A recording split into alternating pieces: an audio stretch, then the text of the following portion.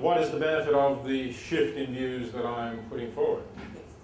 Well, as I said, I think there's a benefit to parents, probably, first. I think that some parents, want to have choices. Now, not everyone. I'm sure there are many people in this room who do not, or are happy with the choices that doctors made for them, or something of that sort.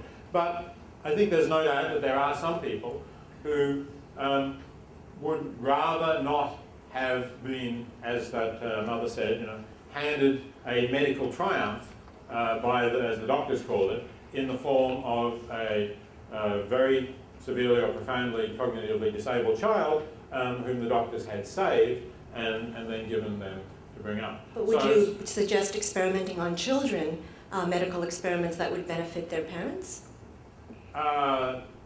No, I'm not really suggesting that. Though, when you say experiments, of course, there's experiments of all kinds. I'm not opposed to all experiments on animals.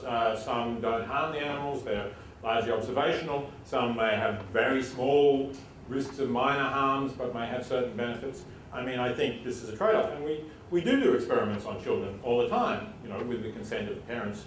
And a lot of useful research has resulted from experiments on children, normal children, not just cognitively disabled children. So I don't think you can take an across-the-board view either of animal experimentation or of human experimentation. Well, I'm actually talking about the specific case. But you do need to have certain safeguards, right? But as Dr. Harris put up stuff about the Belmont Report and the national committees on setting standards for experimentation, they've done good work. But what's really notable is that they have far stricter standards for experimentation on human beings than they have on non-human animals.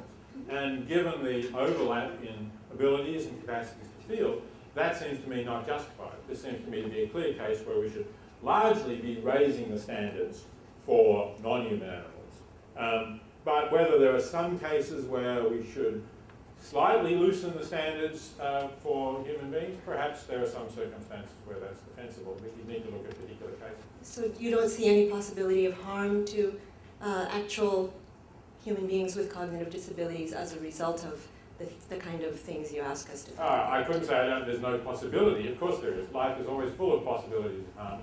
We have to make judgments about what the risks are and what the costs and benefits are likely to be.